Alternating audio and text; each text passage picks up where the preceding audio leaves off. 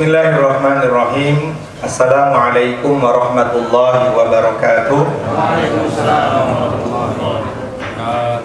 Alhamdulillahilladzi amarna bil ittihadi wal wifaq wa nahana 'anil syiqaqi wan nifaq wa nastaghfiruhu wa natubu ilaihi min su'il af'ali wal akhlaq wa nashhadu an la ilaha illallah wa nashhadu anna Muhammadan abduhu wa rasuluhu sayyidil mursalin 'alal itlaq salatan wa salaman daimaini mutalazimaini ila yaumit talaq. Amma ba'du ayyuhan nas ittaqullaha haqqa tuqatih wa la tamutunna illa wa antum muslimun. Qala Allah ta'ala fi ayatihil karim, a'udzu billahi minasy syaithanir rajim. Wa id ta'adzana rabbukum la in syakartum la azidannakum wa la in kafartum inna adzabi lasyadid. Wa qala habibuna Mustafa wa rasulikal murtada sallallahu alaihi wasallam al-mu'minuna hayyinuna layyinuna kal jamalil anif au kama fil hadis. Wa qala aidan la yab'atsanallahu aqwaman yaumal qiyamati fi wujuhihimun nurun ala manadiril lu'lu'i laysu bi anbiya'a wala syuhada yagabituhumun nasun faqala arabiyyun halhim lana na'rifhum ya Rasulullah qala humul mutahabbuna fillah min qabaila syatta wa biladin syatta alladzina yajtami'una ala dzikrillah yazkuruna au kama fil hadis. Wa qala aidan sab'atun yudhilluhumullahu bi dhillihi yawma la dhilla illa dhilluh wa rajulani tahabba fillah ijtama'an ala dhalika wa tafarraqa alaihi au kama fil hadis. Teman-teman ngaji flow yang dimuliakan oleh Allah Subhanahu wa taala, wabil khusus kepada Sohibul Bait Pak Ridho Nurul Adityawan beserta Mami.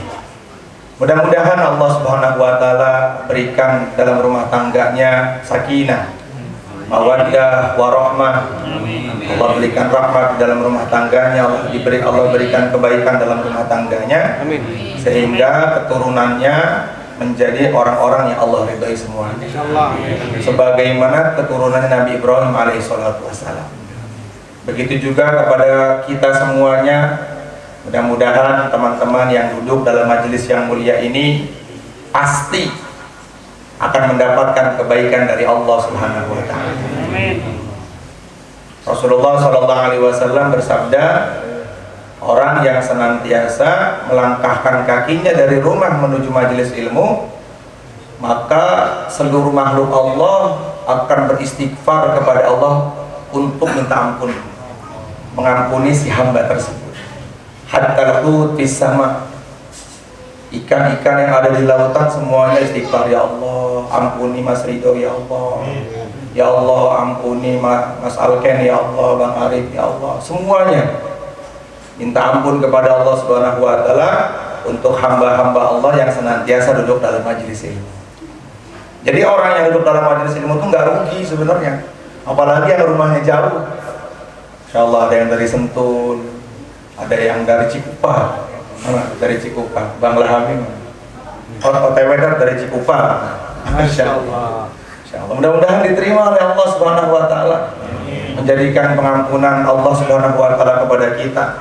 Dalam hadits qudsi Rasulullah Allah Subhanahu wa taala berfirman, ketika hambaku telah menyelesaikan taklimnya, dia bangkit nih, nanti kita bangkit nih setengah 10 atau jam 10, maka kata Allah, qumu maghfuran lakum wa buddilat sayyi'atukum hasanat.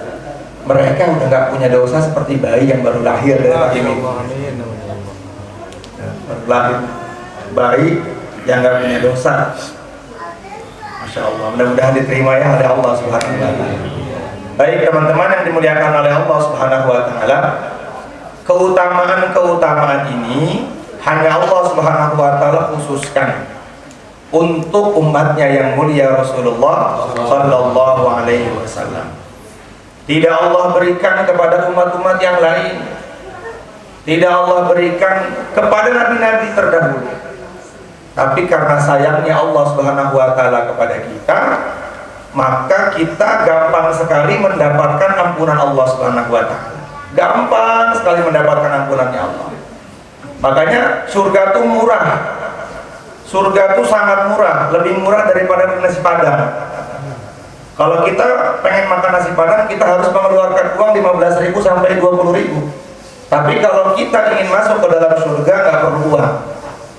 Nabi mengatakan, man qala subhanallah wa bihamdihi mi'ata marratin, barang siapa yang mengucapkan subhanallah wa bihamdihi 100 kali, maka Allah akan masukkan dia ke dalam surga tanpa hisab.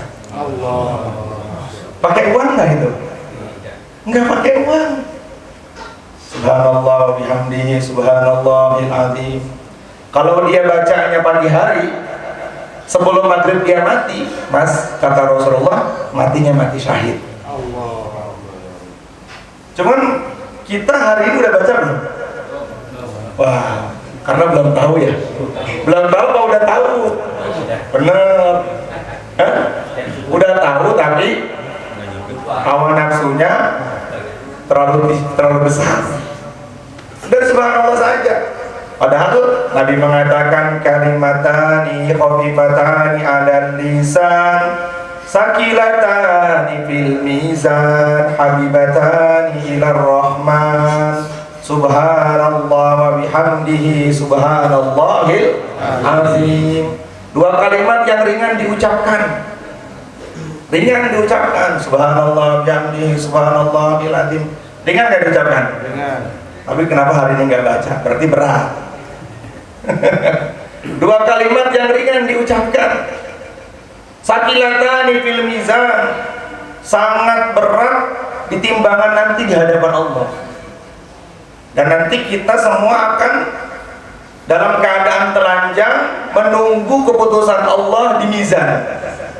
Mizan itu tempat yang paling menakutkan.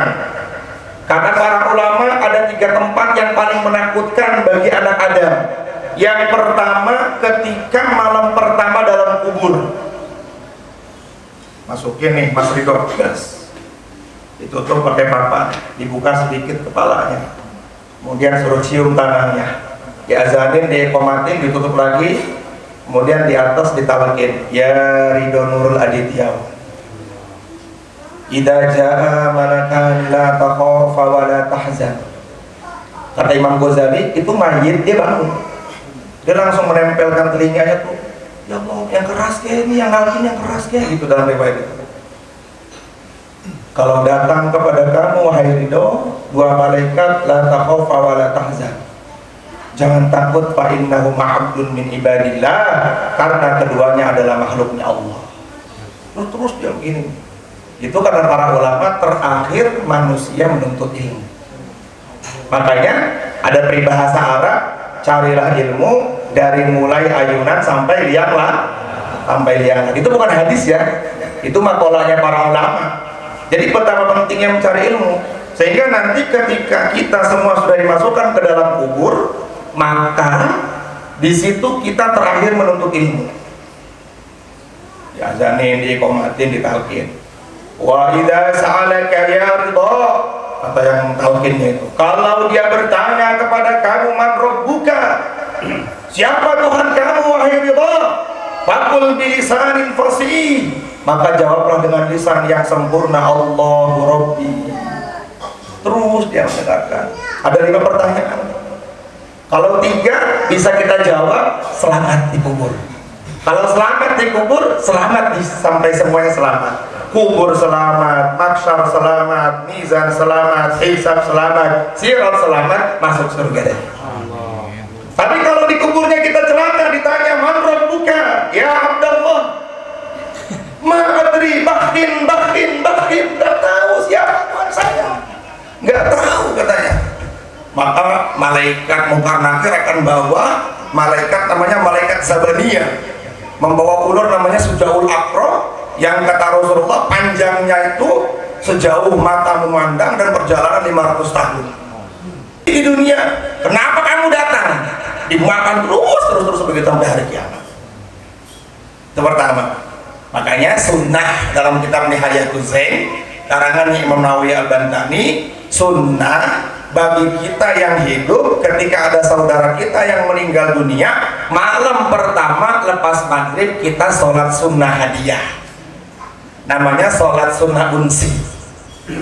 Nah, biasanya yang dipakai sama Ahlus Sunnah wal Jamaah pondok-pondok salaf tuh, sholat sunnah unsi itu 2 rakaat, usolli sunnatan unsi lihadal mayyit, atau enggak usolli sunnatan hadiyatan lihadal mayyit. Sebutkan rakaat pertama setelah baca Al-Fatihah baca ayat kursi, setelah baca ayat kursi baca Alhaakumut Takasur 1 kali, setelah baca Alhaakumut Takasur baca Al-Ikhlas 11 kali. Itu sholat kursi itu sunnah tuh. Mana dalilnya Ustaz? Silahkan buka dalam kitab Nihayatul Zainnya karangannya Imam Nawawi Al-Bantani. Nah, itu kami biasanya dipakai di Temboro, di pondok-pondok salaf di Sukabumi, di Kulon, tuh daerah-daerah Pandeglang Banten tuh. Kalau ada yang meninggal, kapan dikerjakannya? Pas malam pertama. Jadi kalau misalnya kita punya saudara atau orang tua meninggal dunia, dikubur asar, malamnya habis maghrib kita sunnah sholat itu. Sunnah sholat itu. Itu untuk apa? Untuk meringankan ketakutannya si mayit. Kata Nabi dalam sebuah hadis yang sahih, ketika saudara kamu telah dibaringkan dalam kubur, farhamu bisodakoh. Maka untuk meringankan ketakutan dia pertama dalam kubur, ringankan dengan sedekah. Jadi memang tahlilan itu 1 hari, 3 hari, 7 hari, 40 hari dan seterusnya, itu dalilnya jelas sekali sebenarnya. Cuman ketika ada orang yang tidak mau mengamalkan, selagi dia tidak menyalahkan, jangan kita salahkan juga. Yang penting kita sama-sama saling menghargai ya. Kalau dia udah menyalahkan, baru itu yang salah. Yang pertama. Ketakutan yang kedua yang dialami oleh manusia, oleh anak Adam ketika menunggu catatan amal. Jadi nanti itu catatan amal kita itu akan berterbangan di atas kepala kita, dan kita tuh udah ratusan ribu tahun tuh di mahsyar itu dalam keadaan telanjang. Ada yang berdiri dengan kepalanya. Para sahabat bertanya, ya Rasulullah, kami sungguh aneh ketika engkau menceritakan keadaan anak Adam di padang mahsyar, engkau mengatakan ada yang berdiri dengan kepalanya. Maka Nabi menjawab dengan santai, Allah yang menjalankan orang dengan manusia, maka Allah juga sangat mampu menjalankan orang dengan kepalanya. Ada orang yang ketika menunggu catatan amal itu perutnya besar seperti Jabal Uhud. Siapa itu ya Rasulullah? Orang-orang yang minum khamar di dunia dan dia nggak bertaubat. Padahal Nabi mengatakan kalau kita minum khamar di surga setetes saja mas, setetes. La nazma'u ba'dahu abada. Kita tidak akan pernah haus untuk selama-lamanya. Yang udah taubatin, nggak usah diceritain, jangan diulangin. Harus kita azam di sini. Saya sekarang paling benci sama khamr, saya paling benci sama zina, saya paling benci sama maksiat. Udah. Karena menunggu catatan amal. Fa'amma man saqulat mawazinuhu fahuwa fi 'aisyatir radiyah. Ketika catatannya dia mendapatkan dari tangan kanannya dan berat, maka dia akan mendapatkan surga dengan kenikmatannya. Tetapi ketika catatannya, nauzubillah min dzalik, ketika dia menerima catatan berterbangan gini, dalam surat Idza Sama'u Saqqat itu disebutkan itu ketika menunggu, tangan kita udah begini nih, putus tas. Wah, ini celaka ini.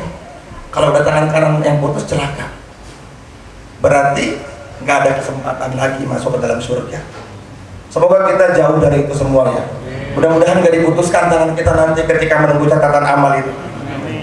Menunggu dia, ya Allah, udah nggak kuat ini ya Allah. Saking dahsyatnya mahsyar itu, sampai orang-orang yang di padang mahsyar mengatakan, ya Rabbi, masukkan kami ke dalam neraka, kami udah nggak kuat di mahsyar ini, panasnya mahsyar ini. Padahal dia nggak tahu neraka aku lebih dahsyat lagi daripada mahsyar.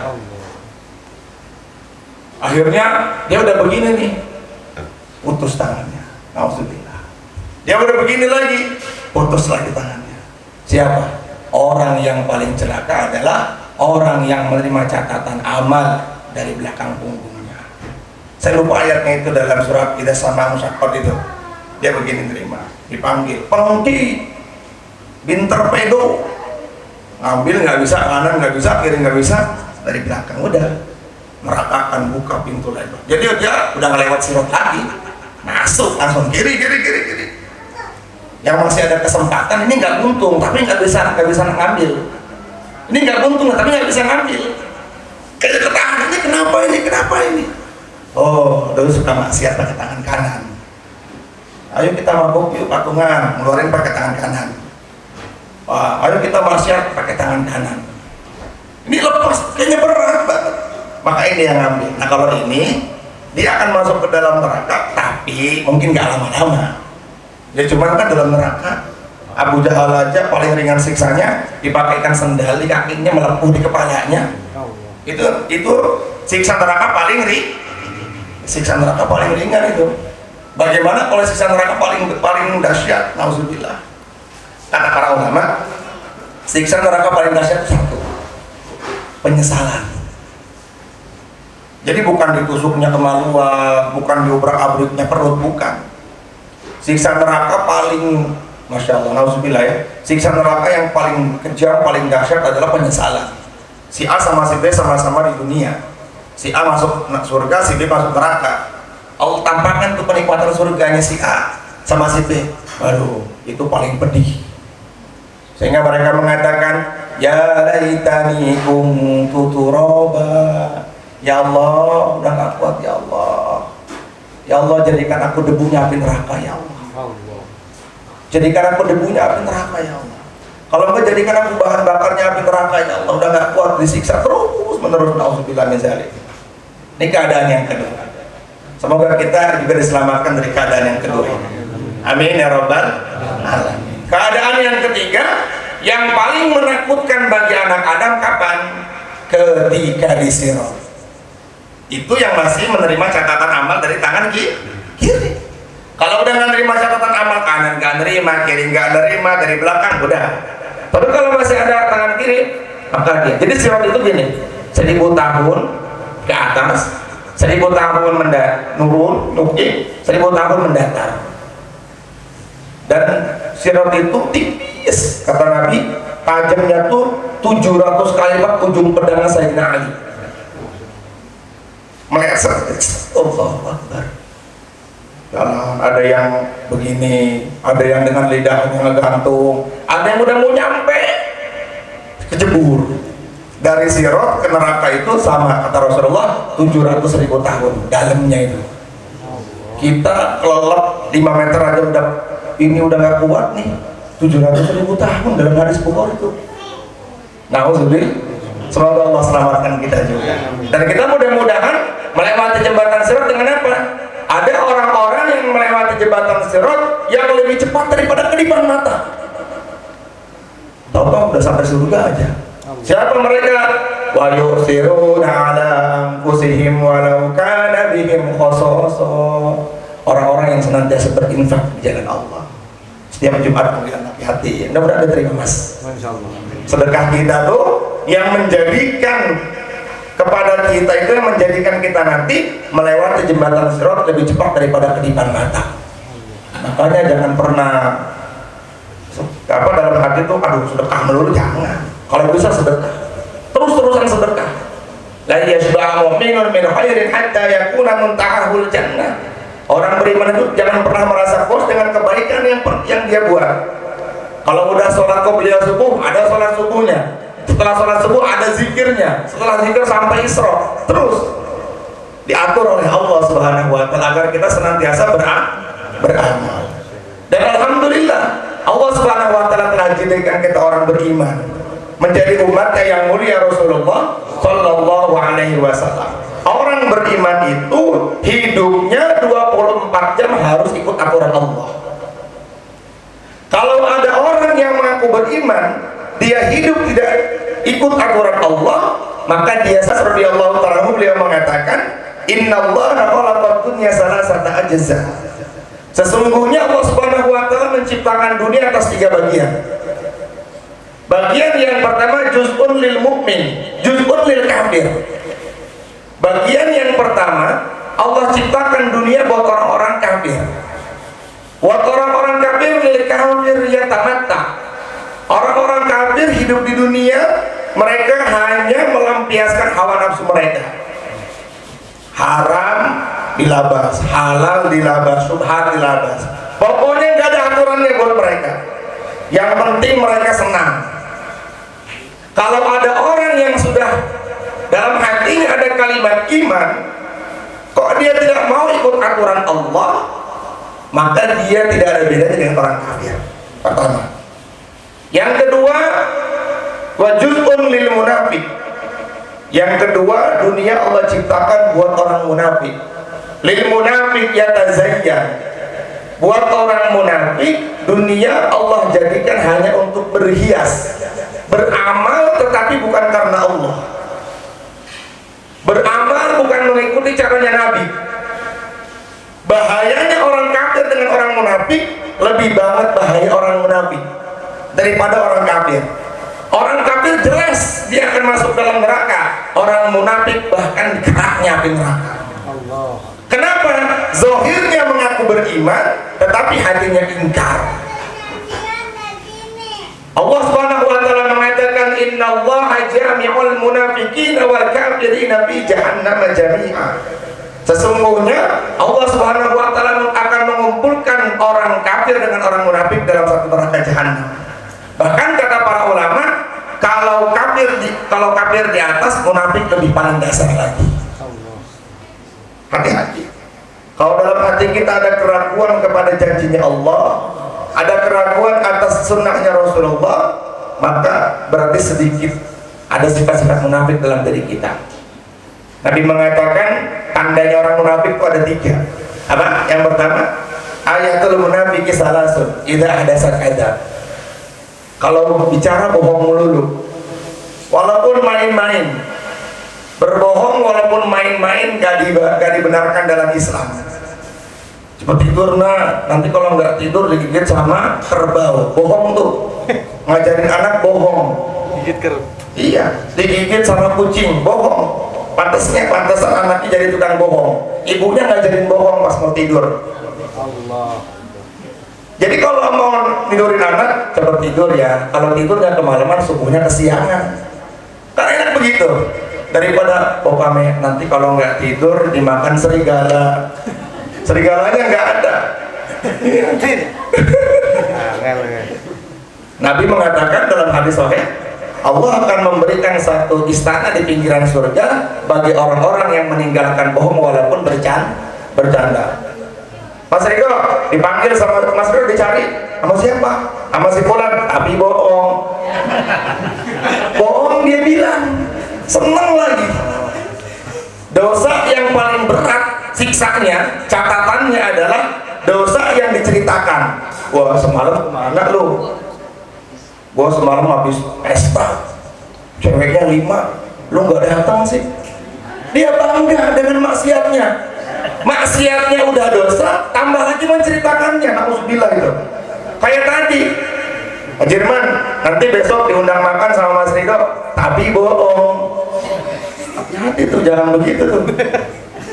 Nabi mengatakan dalam kitab Muntahal Hadis, Allah akan memberikan satu bangunan dalam surga, di pinggiran surga, bagi orang yang meninggalkan bohong walaupun bercanda, kecuali ada uzur. Di antara uzurnya mohon maaf, ketika ada suami istri bertengkar dalam rumah tangga, maka di situ kita bisa berbohong. Misalnya datang ke Ustaz, suami kamu tuh baik banget, dia sholat banget sama kamu, padahal walaupun itu nggak ngomong. Boleh begitu. Seperti Nabi Ibrahim ketika diajak berburu oleh Raja Namrud, beliau mengatakan ana sakimun, saya sakit. Benar sebenarnya sakit, hatinya melihat, taunya menyembah berhala. Yang kedua, kalau dia berjanji dia dusta. Mas, besok kita ketemu ya. Ya, nggak tahunya besok padahal nggak ngapa-ngapain, cuma ngantuk. Aduh, lagi ada banyak urusan, nanti aja ya, suka begitu nggak tuh? Alhamdulillah. Jangan ya, besok aja deh, lagi banyak urusan nih. Atau enggak, emang di Tebet lagi enggak hujan. Di Kembangan hujan nih. Padahal enggak hujan, cuman karena males. Dia berjanji, dia dusta. Itu tandanya orang munafik. Karena Nabi ya, kata Nabi bukan kata saya. Yang ketiga, wa idatu minakhon. Kalau dipercaya dia khianat. Iya. Nih mas, aku nitip buat anak yatim 100.000, itu kali 20.000. Kasih ke masjidnya 80.000. Innalillahi. Nah, orang yang punya sifat tiga ini, kata Nabi, ada cikal bakal tuh sifat-sifat munafik masuk ke dalam dirinya.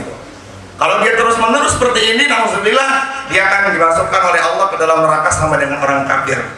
Nauzubillah. Nah, dunia yang ketiga Allah ciptakan lil mukmin. Bagiannya buat orang beriman. Lil mukmin sijnun. Kenapa Allah Subhanahu wa taala ciptakan dunia buat orang beriman sebagai penjara? Di penjara itu kita nggak bebas. Diatur semuanya, makan diatur, mau mandi diatur, harus ngantri, semuanya ada aturannya. Nah, kita di dunia sebagai orang beriman, maka kita harus mengikuti aturan Allah. Maka dalam aturan Allah ini dibagi menjadi dua. Ada hablum minallah, ada hablum minannas. Ini akan masuk pada pembahasan orang-orang yang bangkrut di hadapan Allah Subhanahu wa taala, atau kaum-kaum yang bangkrut di hadapan Allah Subhanahu wa taala. Bangkrut di sini bukan bangkrut dunia. Bangkrut di sini adalah bangkrut ketika dia berjumpa dengan Allah Subhanahu wa taala. Nauzubillah. Kalau bangkrut di dunia paling 10 tahun, 30 tahun, 60 tahun selesai. Dia mati beres. Tapi kalau bangkrut di hadapan Allah, selama-lamanya dia akan bangkrut. Nauzubillah. Miskin di dunia paling 60 tahun atau 70 tahun. Tapi kalau miskin di akhirat, dia bisa miskin selama-lamanya. Maka di sini ada dua aturan. Aturan yang pertama, hubungannya sebagai hamba adalah kita menghamba, hablum minallah. Perbaiki hubungan kita dengan zat Allah Subhanahu wa taala. Yang harus kita pahami, kalau hubungan kita dengan Allah Subhanahu wa taala ada yang tertinggal, maka kita bisa langsung taubat. Contoh, misalnya ada seseorang di antara kita ketinggalan sholat subuh. Maka ketika dia bangun, dia segera bangun, wudu, kemudian dia mengkodok sholatnya. Dan dia bertobat, ya Allah, aku bertobat kepada Engkau ya Allah, karena aku telah tertinggal sholat subuh di waktunya ya Allah. Gampang. Hablum minallah bisa diselesaikan di dunia dengan berdoa dan bertobat. Tapi kalau hablum minannas, selagi orang tersebut belum memaafkan kita, wal ya'udzubillah min zalik, masalah ini akan terus dibawa sampai di hakimnya Allah Subhanahu wa taala. Makanya kata para ulama dalam Ihya, ada dosa-dosa yang enggak Allah ampuni walaupun dia sudah bertaubat. Siapa mereka? Adalah orang-orang yang menyakiti saudara muslimnya. Ketika setelah sholat subuh, Rasulullah SAW, biasa Rasulullah setelah sholat subuh memberikan nasihat kepada para sahabatnya. Jadi di absen sama Nabi. Kemana si fulan kalau nggak kelihatan? Jadi Nabi itu selalu bermuzakarah setelah sholat subuh dengan para sahabatnya. Rasulullah ini bertanya, wahai para sahabatku, kata Rasulullah, atadruna manil muflis? Ini hadis riwayat Imam Muslim, Imam Tirmizi, Musnad Ahmad. Ya, Imam Bukhari belajar kepada Imam Ahmad ibn Hanbal. Imam Ahmad ibn Hanbal belajar kepada Imam Syafi'i. Imam Syafi'i belajar kepada Imam Malik. Imam Malik belajar kepada Imam Waqi. Imam Waqi belajar kepada Imam Nafi. Imam Nafi belajar kepada Sayyidina Abbas. Sayyidina Abbas belajar kepada Rasulullah. Rasulullah belajar kepada Malaikat Jibril. Malaikat Jibril langsung dari sumbernya. Siapa? Allah Subhanahu wa taala. Jadi ini hadis ini diriwayatkan oleh 3 ulama wali besar. Para sahabatnya waktu itu pagi-pagi. Atadruna manil muflis? Hai para sahabatku, aku ingin bertanya kepada kalian nih, serius pertanyaannya ini. Li'annal mana alladzi dzakarahu kana wadihatun inda sallallahu alaihi wasallam. Tahu nggak kalian siapakah orang yang bangkrut itu? Tahu nggak kalian siapakah manusia yang mendapatkan kerugian besar di hadapan Allah Subhanahu wa taala? Atau kelompok-kelompok yang Allah Subhanahu wa taala bangkrutkan mereka? Para sahabat mengatakan, qalu al-muflisu fina ya Rasulullah. Orang yang bangkrut di antara kami adalah man la dirhama lahu. Mereka mengatakan, ya Rasulullah, orang yang bangkrut itu orang yang nggak punya uang, atau orang yang berdagang tapi rugi, atau orang yang nggak punya harta kekayaan dunia. Nah, ini sahabat ditanya, padahal sahabat ikhtar ashabi siwan nabiyyin, manusia terbaik setelah para nabi adalah para sahabat. Ketika ditanya sama Nabi siapa orang yang bangkrut, pikirannya langsung dunia, apalagi kita. Jadi pembahasan kemarin tuh wajar kalau kita hidup di dunia cinta dunia, tapi jangan sampai ketika kita hidup di dunia cinta dunia terlalu berlebihan. Kalau orang yang cinta dunia berlebihan, maka akan masuk ke dalam hatinya takut mati. Ya hubbud dunya ra'su kulli hati'atin. Cinta dunia adalah pangkalnya keburukan. Kalau orang sudah cinta dunia, maka Allah Subhanahu wa taala akan masukkan ketakutan dalam hatinya. Qarun itu nggak pernah tidur dalam hidupnya. Kenapa? Takut hartanya hilang. Tapi nggak tahunya hilang juga. Orang itu kalau cinta dunia, wah, naik mobil, saya kalau sedikit marah-marah. Wah, ini bagaimana nih? Marah-marah. Pokoknya gua nggak mau tahu. Harus ganti 1 juta. Padahal yang kita sedikit doang. Kenapa? Itu karena dunianya sudah masuk ke dalam hati. Makanya Nabi mengajarkan doa. Allahumma la taj'alid dunya akbar hammina wa la mablagha ilmina wa la tusallit alaina man la yakhafuka fina wa la yarhamuna. Ya Allah, boleh kau berikan kepada aku dunia tapi jangan di hati, cukup di tangan. Kalau di tangan gampang lepasnya, kalau di hati susah. Kalau udah di hati susah. Maka para sahabat mengatakan, ya Rasulullah, man la dirhama lahu wa la mata.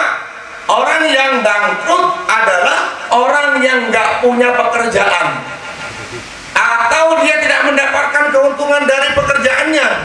Qala Rasulullah sallallahu alaihi wasallam, Nabi sallallahu alaihi wasallam mengatakan, al-muflisu min ummati. Kata Nabi ini, jadi orang yang muflis itu bukan itu, kata Rasulullah.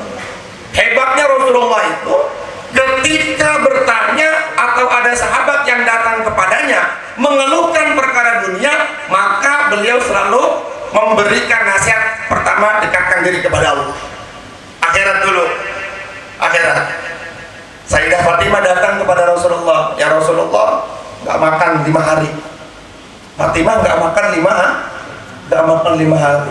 Dalam riwayat perutnya Sayyidah Fatimah tuh perut sama punggung jadi nyatu. Saking laparnya Sayyidah Fatimah. Saking laparnya.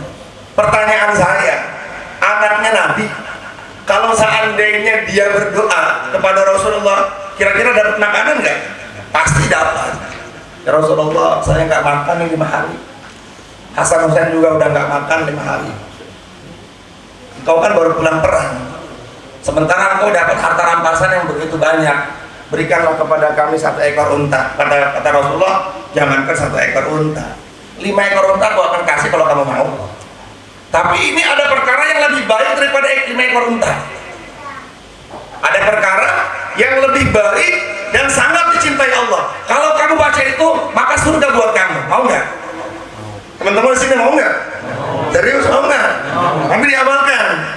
Ini hadis sahih. Akhirnya Fatimah mengatakan, ya Rasulullah, kalau emang ini dari engkau, maka aku terima ya Rasulullah. Baca 5 kalimat. Ya awwalal awwalin, ya akhiral akhirin, ya dzal quwwatil matin, ya rahimal masakin, ya arhamar rahimin. Ikutin saya. Bismillahirrahmanirrahim. Ya awwalal awwalin, ya akhiral akhirin, akhirin ya dzal quwwatil matin ya rahimal masakin ya arhamar rahimin. Kata Nabi, kamu pulang baca itu dengan bangga. Beliau gak dapat apa-apa dari Nabi, cuma dapat itu. Kalau kita, aduh Rasulullah gimana sih, orang mintanya onta malah dikasihnya 5 kalimat. Kalau kita begitu mungkin datang dengan bangga.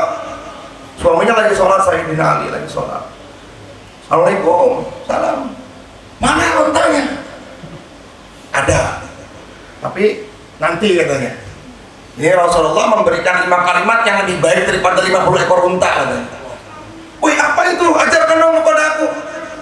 Ya ajarkan tuh doa. Akhirnya udah kamu baca, saya keluar. Keluar. Tiba-tiba di tengah jalan Sayyidina Ali ketemu sama sahabat yang nggak kenal.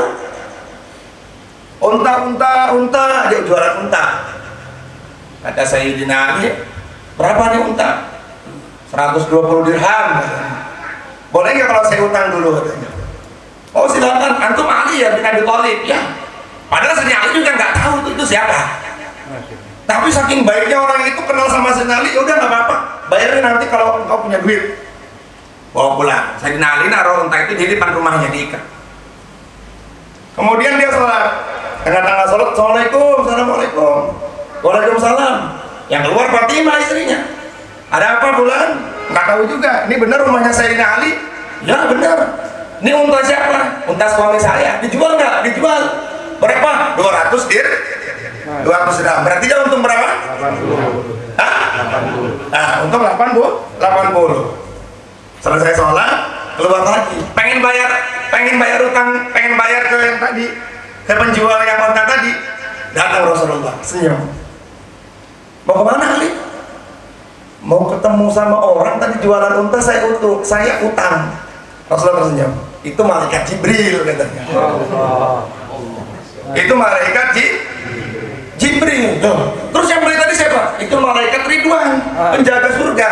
Jadi orang itu kalau yakin dengan apa yang disampaikan oleh Rasulullah, yang menolong itu bukan lagi manusia, langsung turun tangan Allah Subhanahu wa taala. Itu amalkan itu. Ya awalul awwalin, ya akhirul akhirin, ya dzal quwwatil matin, ya rahimal masakin, ya arhamar rahimin. Dan setelah itu Sayyidina Ali dapat 200 dirham, Rasulullah bawa 3 ekor unta. Jadi keuntungannya berapa? Dapat 200 dirham dan 3 ekor unta. Dijual lagi yang duanya, yang satunya dimakan. Kenapa? Karena yakin dengan janjinya Rasulullah Sallallahu Alaihi Wasallam. Nah sekarang kita sudah disampaikan sama Nabi, barang siapa yang bersedekah di pagi hari, maka Allah akan menghilangkan bala darinya. Nabi mengatakan as-shadaqatu tadfa'ul bala. Sedekah yang kamu keluarkan itu mencegah 100 mara bahaya hari itu. Kalau ke masjid pagi-pagi jangan lupa bawa duit 50.000 atau goceng. Ya kalau semampu kita lah, mau 5.000, mau 10.000, masukin kotak amal. Hari itu 100 mara bahaya Allah hilangkan. Hari itu, kalau seandainya takdirnya ditakdir apa? Ditakdir mubrok enggak? Mu'alak. Ditakdir mu'alaknya dia ditakdir mubroknya dia tabrakan, sebab ada takdir mu'alak dia bersedekah, insya Allah Allah selesaikan masalahnya. Barokah sedekah. Jadi kita harus yakin itu kayak gitu. Cuman kita udah sedekah tapi masih benar nggak ya? Kan gitu mas, benar nggak? Kadang-kadang kita suka begitu. Nauzubillah itu benar. Masa iya sih pakai siwak lebih mulia daripada 70 kali daripada nggak pakai siwak? Itu dalam hadis suka ada kayak gitu tuh nauzubillah. Yang lebih parah lagi menghinakan sunnah. Bahkan dia orang Islam tapi orang apa? Meremehkan agamanya sendiri, baca sholat dimain-mainkan. Mana sih Allah? Gua udah sholat banyak, udah sholat banyak-banyak, udah tahajud, rajin, tapi nggak kaya-kaya. Itu kan sama saja meremehkan Allah Subhanahu wa Ta'ala. Nauzubillah. Akhirnya dilanjutkan kata Nabi, kalau Rasulullah SAW, al-muflisu min ummati may ya'ti yaumal qiyamati bi sholatin wa siyam. Ketahuilah, orang yang bangkrut dari kalangan umatku pada hari kiamat adalah orang yang datang ke hadapan Allah dengan segunung pahala, dengan banyak pahalanya banyak. Ada pahala sholat lebih besar daripada Jabal Uhud, ada pahala puasa lebih besar daripada Jabal Uhud, pahalanya banyak. Tapi ketika dia pengen masuk ke dalam surga, datang si A. Si A datang, qad syatama hada, mau masuk nih ke dalam surga dengan pahala sholatnya. Ya Allah, tunggu dia dulu. Dulu dia tuh bos saya, ya Allah. Kamu kenal sama si Fulan? Kata Allah, kenal. Siapa dia? Anak buah saya pas lagi kerja. Kenapa? Dulu dia pernah mencaci saya nggak terima, ya Allah. Dan dia nggak minta maaf, ya Allah. Syatama hada. Jadi mana ada ini? Pulpen. Sudah lagi. Mana? Nggak ada. Nggak usah lah. Nggak ada. Syatama ya, syatama. Syatama itu artinya mencela. Mencela. Jadi ketika mencela kita kepada bawahan kita, wal ya'udzubillah min dzalik, qad syatama hada, gara-gara itu loh. Benar kamu? Benar ya Allah. Kamu nggak minta maaf sama dia? Enggak ya. Dibawa di hadapan Allah Subhanahu wa taala. Ini hablum minan nas. Enggak bisa diselesaikan. Makanya Rasulullah ketika menjelang wafat, Rasulullah SAW ketika menjelang wafatnya, beliau mengatakan di Hajjah Wada, siapa di antara kalian orang yang pernah saya sakiti? Padahal Nabi, surga sudah jelas untuk beliau. Kita diciptakan barokahnya beliau. Beliau berdiri di tengah-tengah Ka'bah. Beliau mengatakan, adakah di antara kalian, hai para sahabatku, yang pernah aku sakiti? Ya kalau seandainya disakiti Rasulullah, kita nggak jadi masalah, benar. Ukasha datang, ya Rasulullah, saya. Kapan? Dulu kau pernah cambuk saya. Sepakat para ulama yang salah itu bukan Nabi, Ukashanya. Ketika Nabi lagi ngatur perang, dia agak melenceng sedikit, sama Nabi dicambuk. Akhirnya kata Rasulullah, ya udah silahkan balas. Rasulullah dulu cambuk saya nggak pakai baju, telanjang. Saya pengen juga kok telanjang. Seluruh sahabat angkat pedang. Ukasha, berani kau sakiti Rasulullah, engkau yang akan saya tebas. Apalagi Umar, apalagi Sayyidina Umar. Kata Rasulullah, tahan. Datang, ya Rasulullah, dulu kau cambuk saya dengan cemeti yang ada 3 ininya, apa pecutannya itu, ada nanti yang suka 1, ada 3, habis itu ketiga. Ya udah, ambil ke rumahnya Fatimah. Kata Fatimah, ada apa ini? Rasulullah SAW minta cemeti, Ukasha pengen nyambuk jabadannya Rasulullah. Kata Sayyidah Fatimah, sampaikan kepada Ukasha, aku saja yang rela dicambuk sampai mati daripada tubuh ayahku yang tersakiti. Udah dibuka badannya Rasulullah. Masya Allah, hari itu para sahabat melihat badannya Nabi yang sangat mulia. Ketika Sayyidina Ukasha pengen cambuk, jatuh. Bukan ini yang saya maksud ya Rasulullah. Beliau pegang, beliau peluk, beliau ciumi. Nabi mengatakan, hei yang ada di sini. Kata para ulama, kata Imam Syafi'i waktu itu, yang ada di Hajatul Wada ada 60.000 sahabat. Saksikan, kalau kalian ingin lihat penghuni surga, lihat Ukasha. Lihat Ukasha. Kenapa? Jasadnya menyentuh dengan tubuhku. Siapa orang yang jasadnya, tubuhnya menyentuh dengan tubuhku, kulitnya menyentuh dengan kulitku, api neraka haram menyentuhnya. Rasulullah SAW, manusia terbaik, manusia termulia, manusia terhebat. Yang begitu pun masih mengatakan, adakah di antara kalian orang yang pernah saya sakiti? Kalau kita santai aja, mentang-mentang bos, kita marahin dulu. Bahkan kita pernah saking apa? Saking marahnya, kita caci maki di depan orang. Dan dia menyimpan rasa dendam. Hati-hati, qad syatama hada. Akhirnya puasa apa? Pahala sholatnya hilang, nggak jadi dia masuk ke dalam surga. Terus yang kedua, wa qad hada, dan dia perintah aku, datang lagi si C, ya Allah, dia masih punya pahala zakat. Iya, maka dia akan masuk surga dari pintu zakat. Jadi dari surga itu punya 8 pintu. Ada pintu puasa, pintu sholat, pintu sedekah. Zakat termasuk sedekah. Ya Allah, dia teman saya. Waktu itu saya pernah ada masalah sama dia. Saya udah minta maaf, tapi dia suka nyebarin fitnah. Kamu kenal sama si C? Kata Allah, kenal ya Allah. Kamu pernah fitnah dia? Pernah ya Allah. Sampai-sampai dia malu gak keluar rumah selama sebulan ya Allah. Gara-gara saya fitnah ya Allah. Wa qada fahada. Akhirnya dia nggak jadi lagi masuk ke surga dari pintu sedekah. Terus beliau juga mengatakan wa akala mala hada. Udah mau masuk ke dalam surga dari pintu apa? Dari pintu zakatnya, dari pintu sedekahnya, dari pintu dia berbagi kepada saudaranya. Tiba-tiba ada si dia datang, ya Allah, dulu dia pernah makan harta saya ya Allah. Pinjam duit 5.000 ya Allah, saya nggak ikhlas ya Allah. Gara-gara pinjam duit 5.000 nggak ikhlas, akhirnya pahala semua kita didatangkan kepada dia. Terus datang seperti itu, datang orang yang kita zalimi, sehingga kita nggak punya apa-apa lagi. Puasa sholat apa? Pahala sholat selesai, pahala zakat habis, pahala puasa habis, pahala haji habis. Maka semua keburukan mereka yang kita zalimi akan datang sampai kepada kita. Inilah yang dinamakan orang yang bangkrut. Nauzubillah. Makanya kita harusnya sadar. Hablum minallah kita bisa selesaikan dengan doa. Gampang. Tapi kalau sudah hablum minannas, hati-hati. Imam Syafi'i sebelum tidur beliau selalu tulis apa? Saya punya hutang kepada si fulan, dan saya hari ini ada perkataan yang ketika saya berbicara si fulan tidak terima. Kalau saya mati tolong maafkan saya. Imam Syafi'i. Ada seorang sahabat, saya lupa namanya.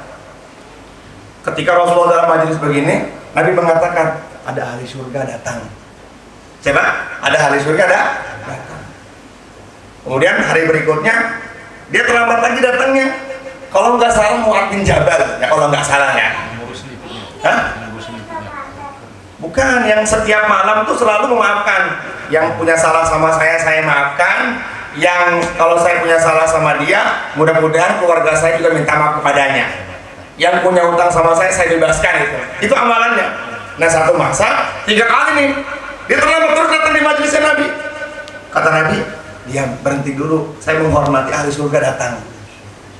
Digituin mas sama Rasulullah 3 kali berturut-turut dalam 3 hari dia telah terus. Sayyidina Ali penasaran, ini apa sih amalannya? Dia bilang, saya lupa nama sahabatnya jadi kurang ini. Hai sahabat, hai bulan, boleh nggak kalau malam ini saya tidur di rumah kamu? Boleh. Mau ngapain nih kok Amirul Mukminin tidur di tempat saya? Ya pengen tidur aja. Ya udah. Dilihat tahajudnya biasa aja. Witirnya cuma 1 rakaat, tapi menghatamkan Quran sih. Jadi teman-teman yang mau witir 1 rakaat syaratnya harus khatam Quran. Tapi gampang, Mas Ridho punya cara yang lain. Kata Mas Ridho gini, dalam hadis yang sahih juga ada, barang siapa yang baca dalam sholat Az-Zalzalah, Al-Kafirun sama Al-Ikhlas, maka seakan-akan dia menghatamkan Quran 30 juz tambah lagi 15 juz. Aman kan? Silahkan dipakai itu. Pas witir 1 rakaat baca Iza zulzilatil ardu zilzalah selesai, terus kuliah Al-Kafirun selesai, sama Al-Ikhlas selesai. Itu seakan-akan baca 45 juz. Aman mas ya? Itu hadis loh mas. Hadis dalam kitab Mutawaf hadis. Jadi tenang aja. Pendek-pendek, iya. Baca 3 surat seakan-akan menghafal 45 juz kita baca. Akhirnya pagi bilang sama Rasulullah, saya semalam nginep di tempat nasi pulang, gak ada amalan apa-apa, Nabi senyum aja. Udah malam nginep lagi kata Nabi. Malam dia nginep lagi yang kedua. Kan kalau tamu kan batasnya 3 hari ya. Tamu batasnya 3 hari. Kalau ada tamu udah lewat dari 3 hari dia masih tidur di tempat kita, maka kita boleh suruh dia untuk kerja. Lu boleh tinggal di sini tapi lu nyuci piring. Gak apa-apa, kecuali orang tua. Ingat, kecuali orang tua atau enggak kakak dari keluarga kita siapapun, selagi kita ikhlas. Tapi haknya tamu, kalau dia mau nginep, kalau dia mau bertamu, maka haknya hanya 3 hari. Kalau dia lewat dari 3 hari, maka dia harus bayar. Kalau enggak dia suruh nyuci piring, nyuci pakaian, nyetrika gitu. Nah, malam itu akhirnya dia kan kepo, tanya, Ulan. Ketika kamu beberapa hari lalu terlambat dalam majlisnya Rasulullah, Nabi ini ketika kamu datang selalu diam. Dan Nabi mengatakan, diam, ada ahli surga. Apa sih amalannya? Saya nggak punya amalan apa-apa. Apa coba kamu lihat, kamu pikir dari pagi. Oh, sebelum itu dia begini. Ya Allah, siapapun orang yang menyakiti saya maafkan. Ya Allah, kalau seandainya saya punya salah sama orang, kalau saya mati malam ini ya Allah, maka nanti kita akan berjumpa di pengadilan Engkau dan maafkan saya ya Allah. Atau enggak keluarga saya yang minta maaf kepadanya ya Allah. Itu aja tiap malam. Gara-gara itu akhirnya dia bisa apa? Dijanjikan masuk surga oleh Rasulullah Sallallahu Alaihi Wasallam. Bisa begitu? Oh, kadang-kadang kita kalau lagi marah, waduh, gua nggak tegur dia sampai hari kiamat. Apalagi keluarga ribut harta warisan ini. Gua pokoknya paling banyak deh. Kenapa? Gua yang ngurus bapak. Akhirnya dibaginya rata. Apaan tuh rata? Awas ya, lu sama gua udah nggak ada lagi nasab. Putus pokoknya. Inna lillahi wa inna ilaihi raji'un. Maka kesimpulannya adalah wal kadhibina al-ghaidha wal 'afina 'anil nas. Ada derajat tinggi setelah sholat, memaafkan orang yang punya salah sama kita. Bisa? Insya Allah ya. Mas Rino nih temanya hari ini angker memang. Iya. Ada derajat tertinggi di hadapan Allah setelah sholat. Tingkatannya setelah sholat. Apa itu? Kita memaafkan orang yang punya salah sama kita. Walaupun misalnya dia yang salah, kita nggak salah. Ya Allah, gue difitnah. Ya udahlah, maafin aja, bebas lah, udahlah. Insya Allah ya. Belajar begitu ya. Belajar. Makanya akhlak dibagi menjadi 3. Ada akhlakul karimah, ada akhlak hasanah, ada akhlak adimah. Akhlakul karimah akhlaknya para sahabat. Akhlakul hasanah akhlak kita. Dicela kita cela, dipukul kita pukul, bulas pukul. Dia update status marahin kita, di status marahin kita, balas. Jadi perang medsos. Nah ya, gua mau udah nggak suka sama pengajian itu, biarin aja, bodo amat. Ngapain lu datang ke pengajian gua? Itu akhlak hasanah. Tapi masuk surga juga akhlak hasanah, Mas. Ada akhlak karimah. Akhlak karimah itu akhlaknya Sayyidina Abu Bakar. Bahkan bisa dikategorikan pernah Sayyidina Abu Bakar dimarah-marahin. Kamu Yahudi dimarah-marahin. Rasulullah senyum aja. Pas Abu Bakar diam, Rasulullah senyum. Hari berikutnya Abu Bakar dimarahin lagi, sampai dicaci maki, bahkan dipukul. Abu Bakar masih diam. Insya Allah. Rasulullah senyum. Memang betul Abu Bakar yang ahli surga. Hari ketiga Abu Bakar kesel juga kan, dimarahin, dipukul, diludahin lagi, balas ludahin. Nabi meninggalkannya. Ketika dalam satu majelis, Nabi nggak mau lihat Sayyidina Abu Bakar, nggak mau lihat. Memberanikan diri dong seorang Sayyidina Abu Bakar. Ya Rasulullah, mohon maaf, Nabi nggak mau lihat. Nabi marah. Ya Rasulullah, kenapa kau sekarang kau cuekin saya? Kata Rasulullah, ketika kamu dimarahin hari pertama, ribuan malaikat itu datang mendoakan kamu, dan kamu diam aja. Hari kedua juga sama. Giliran hari ketiga kamu balas, marahin juga, yang datang bukan malaikat, setan datang. Ya saya malas lihat setan kan Rasulullah. Dari situ Abu Bakar selama hidupnya kalau dimarahin nggak pernah ngebales. Kita nggak bisa gitu. susah. Terus yang terakhir akhlak yang paling tinggi, akhlaknya yang mulia Rasulullah Sallallahu Alaihi Wasallam. Para sahabat bertanya, ceritakan kepada kami akhlaknya Rasulullah. Aisyah mengatakan kana khuluquhul Quran. Jadi kalau kita pengen tahu akhlaknya Rasulullah, maka kita baca Al-Quran, akhlaknya Nabi. Wa innaka la'ala khuluqin azim. Akhlaknya Rasulullah itu di atas akhlaknya nabi-nabi yang lain. Kalau dulu Nabi Musa punya sepupu namanya Qarun. Qarun kan tadinya kan orang iman, orang ahli ibadah, taat sama Nabi Musa. Hei Musa, doa dong sama Allah biar gue jadi orang kaya. Oke. Giliran udah kaya Nabi Musa datang. Zakat, gua apaan orang harta gua. Zakat enggak. Orang gua yang kerja capek nih gua nih. Kesal Nabi Musa, ya Allah timbun koron sama hartanya ya Allah. Terus timbun, ya Allah timbun lagi. Weh Musa udah tunggu, enggak timbun ya Allah. Kesal Nabi Musa. La ilaha illallah. Kalau Rasulullah enggak. Berangkat mau sholat diludahin sama nenek-nenek. Nabi alhamdulillah.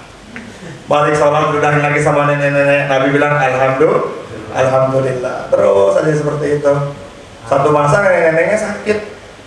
Aduh, Rasulullah rindu sama ludahnya. Rasulullah rindu sama ludahnya. Mana ini yang ngeludahin saya nih? Datang bawa anggur Nabi. Wal kadhibina al-ghaidha wal 'afina 'anil nas. Rasulullah datang. Apa kabar nenek? Ya Muhammad, ya enggak, orang mau ngasih anggur. Asyhadu an la ilaha illallah wa asyhadu annaka Muhammadar Rasulullah. Saya beriman sekarang. Hari itu langsung mati. Allah. Ahlaknya Rasulullah sallallahu alaihi wasallam. Mudah-mudahan Allah Subhanahu wa taala terima kita semuanya dan kita harus belajar. Jadi jangan sampai kita punya pikiran, oh itu kan nabi. Ya justru kita pengen ikut Rasulullah sallallahu alaihi wasallam. Paling tidak dari tingkatan akhlak tersebut masuk ke kita tingkatan yang kedua, akhlakul karimah. Ya belajar menahan emosi, paling enggak nahan amarah dulu ya, Mas Ridho ya, nahan amarah dulu Mas Ridho. Ya, orang yang kuat siapa sih? Orang yang kuat itu bukan orang yang bisa ngangkat kulkas sendiri dengan tangannya, bukan. Orang yang kuat itu bukan orang yang dia punya otot yang besar, bukan. Orang yang kuat itu kata Nabi, laisa sadidu bisur'ah, innamas sadidul ladzi yamliku nafsahu indal qadar. Pas marah dia tahan. Ada yang laporan ke Mas Ridho, bikin kacau di kantor, Allah, pengen jadi orang kuat. Datang orang yang bikin salahnya, nih makan nih, gua kasih duit 100.000, mana beli bakso? Siap Mas? Siapa Mas ya? Aku nggak salah Bos. Langsung, ya? Kalau marah begitu Ustaz. Gitu. Potong gaji Po, potong gaji. Jadi belajar menahan amarah, apalagi kepada keluarga. Dalam rumah tangga pasti ada selek-seleknya sedikit, ada salah pahamnya. Maka ketika istri dalam keadaan kita lagi marah, usahakan jangan sekali marah sampai apalagi sampai mengatakan perkara yang nauzubillah sampai memisahkan atau enggak memukul, enggak boleh. Ya, tahan, Allah pengen dapat surga ya, pengen dikatakan menjadi orang yang kuat ya Allah, pengen bukan apa, saya pengen di akhirat nanti nggak bangkrut ya Allah, insya Allah ya. Cukup Mas ya, jam 10, semoga Allah terima kita semua. Ayo, pertanyaan insya Allah. Ayo siap. Kadang kita kan ya saya pribadi kelemahannya itu. Kita apa saya? Sabar, saya pribadi. Oh saya ya. Saya pribadi kelemahannya itu. Jadi marah, sabar lagi berlatih. Dan untuk minta maaf dan berlatih sudah mulai bisa. Tapi kadang-kadang orang yang mungkin yang saya memang saya bukan tipe orang pendendam, tapi nggak tahu orang yang tersakiti sama saya. Mungkin banyak, ratusan bahkan ribuan nggak tahu. Akan tetapi mungkin ada tobat kubro untuk saya. Karena mungkin saya kalau satu-satu tak ingetin nggak, lupa gitu. Untuk menyelamatkan saya nanti. Terima kasih Pak. Jadi tobatin sekarang Mas, tobatin, nangis. Kalau seandainya jenengan masih apal orang-orangnya, ya samperin atau lewat telepon ya. Kalau seandainya bisa. Kalau seandainya udah nggak tahu, misalnya lu ada karyawan ayam gepuk yang udah resign atau apa, yang misalnya Mas Ridho pernah ngomong yang kasar sampai dia sakit hati, kalau masih tahu, kalau tahu orangnya ya minta maaf lewat telepon atau dia datang. Paling bagus saya datang, karena supaya tidak syaitan mahada tadi jadi orang yang bakrut. Kalau enggak ya Allah, saya udah nggak tahu lagi ini. Pokoknya saya baru tahu ini ngaji ini ya Allah, maka maafkan saya ya Allah. Ampunanmu lebih luas ya Allah daripada lautan yang ada di dunia ini ya Allah. Saya sekarang lagi niat belajar ya Allah, Engkau yang maha tahu semuanya ya Allah. Saya nggak pengen jadi orang yang bangkrut menurut Rasulullah gitu aja Mas. Semoga diterima ya dengan sedekah lah ya Mas. Dengan sedekah, setiap maafkan tanpa harus bicara. Gitu aja. Kita takut kan masuk kategori yang bangkrut ini kan, nggak tahu kita orangnya di mana seperti itu, nauzubillah. Nah, tapi kan kita kan udah taubat kepada Allah Subhanahu Wa Taala. Yang waktu itu kan jenengan pernah nanya, apakah dosa-dosa kita yang dulu pernah kita kerjakan terus masih dihisab kalau kita udah bertobat? Aman. Kalau sudah bertobat aman, aman insya Allah. Iya. Kecuali nanti ya, misalnya kita betul-betul nggak mau taubat, biarin aja lah, gue juga udah kesel sama dia. Nah itu nanti yang di hadapan Allah tuh akan diadukan lagi. Jangankan kita yang punya akal, ada hewan nih sama-sama kucing nih, kucing A sama kucing B, kucing A galak sama kucing D, ya nanti di hadapan Allah dia akan dibangkitkan lagi, ribut, apalagi yang manusia. Itu hadis sahih ya. Ada ayam, iseng ayam A sama ayam B lagi makan sama-sama makan. Iseng dia matokin supaya dia nggak di tempat makanan itu, maka nanti pada hari kiamat dia akan dibangkitkan lagi, ayam yang iseng tadi akan dihancurkan nanti. Jadi memang akhirat itu nggak ada yang tahu persis bagaimana, tapi akan ada transfer pahala, ada transfer. Nanti tiba-tiba pahala kita hilang, tiba-tiba dosa kita hilang, tiba-tiba masuk surga nggak bisa gara-gara utang sama warung 500 perak, kita lupa. Ya, hati-hati tuh. Hutang tuh hati-hati ya. Orang yang hutang tuh Masya Allah, kalau dia nggak bayar miskin selama-lamanya. Itu kata Nabi, kalau ada orang punya hutang nggak niat bayar miskin, ya paling nggak dalam hati ada niat bayar. Ya Allah saya pengen bayar, jangan kabur, ditagih gila dan ditagih, wah marah-marah. Jangan kabur, jangan sembunyi. Mas aku punya hutang sama jenengan ya, mohon maaf ya belum bisa. Nah selagi misalnya Mas sudah memberikan tempo lagi, maka seluruh pahala dia hari yang dia kerjakan itu akan sampai kepada jenengan. Jadi enaknya mengutang itu ya, selagi tidak diberikan tempo, maka pahala itu akan ditransfer oleh Allah tanpa disadari. Misalnya yang berhutang sama kita tahajud, kita lagi tidur, itu kan pahala tahajud tanpa disadari. Selagi kita memberikan tempo. Tapi kalau udah gua mah nggak enak nagihnya, ini yang salah. Yang salah ini, dia punya utang sama saya 10 juta, udahlah biarin aja. Tapi masih selalu dibicarakan. Itu yang malah dia yang mengutangi yang berdosa. Kenapa? Karena dia tidak mengingatkan. Bisa jadi yang utangnya lupa. Tapi mungkin susah ya kalau yang utang lupa ya, pasti melupakan. Jauh ya. Nah, usahakan kita harus punya akhlak yang baik. Ya tobatin mas, tobatin. Ya insya Allah. Dan sekarang kita belajar wal afina 'anil nas, belajar memaafkan manusia atau minta maaf. Nanti minta maaf ya, sama keluarganya minta maaf, sama anaknya minta maaf. Haji Irman minta maaf sama istrinya Haji Irman. Kita laki-laki yang suka ngebohongin istri minta maaf juga.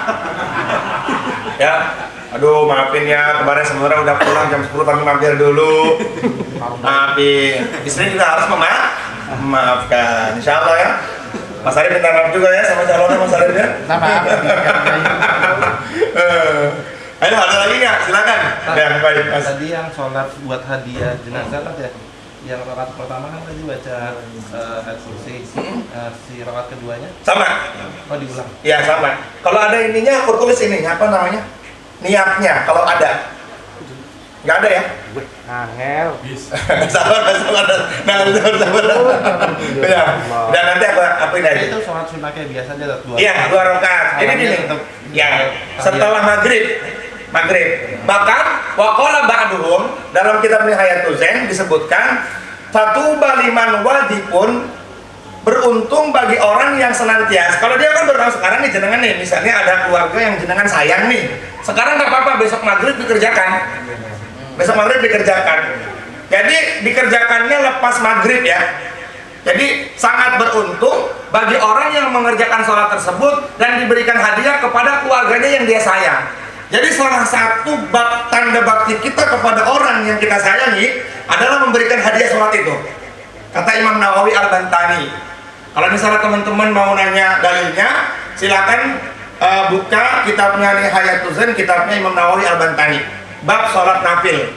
Di situ ada sekitar 2 paragraf disebutkan oleh beliau.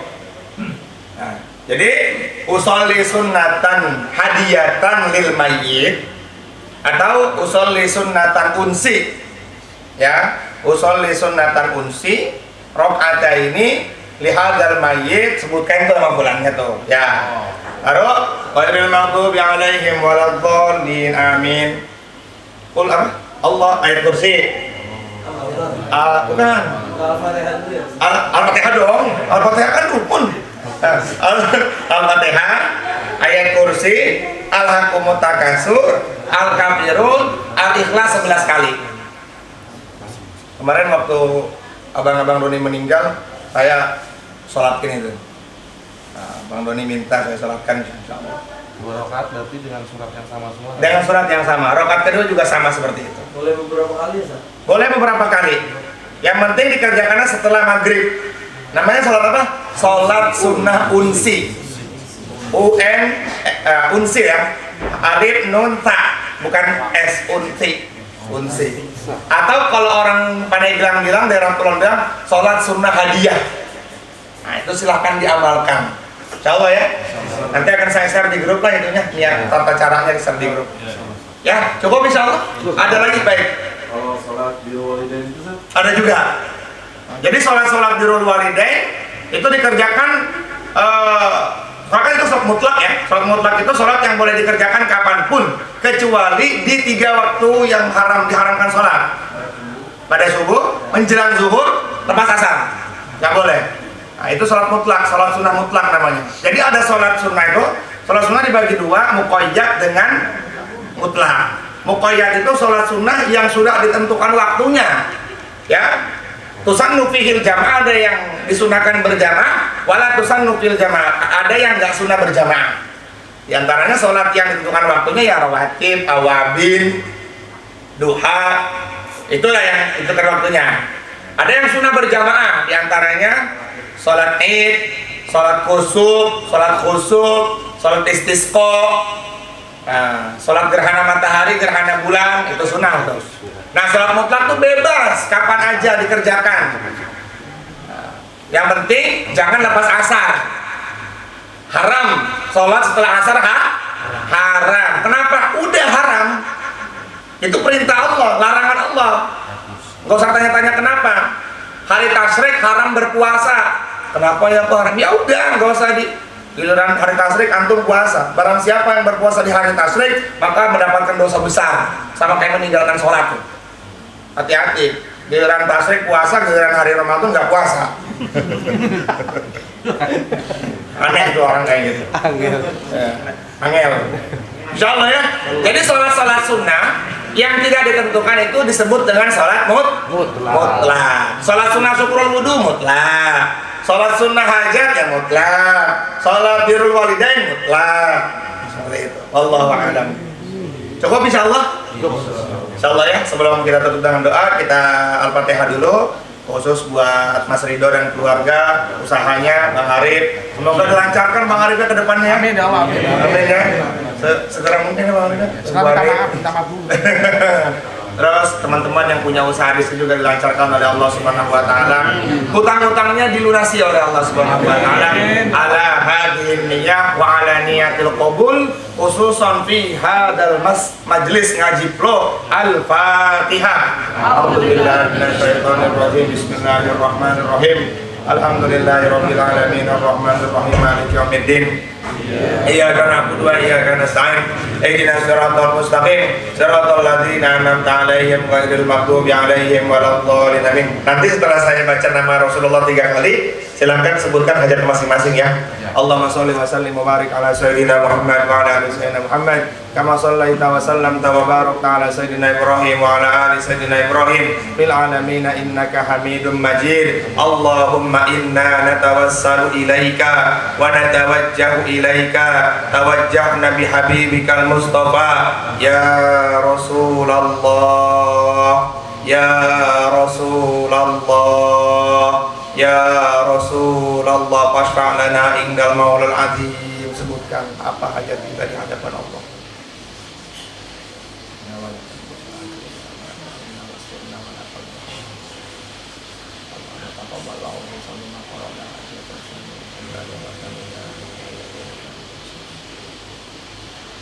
Barik lana ya Allah bi barakati sayyidina Rasulillah sallallahu alaihi wasallam. Rasulillah sallallahu alaihi wasallam.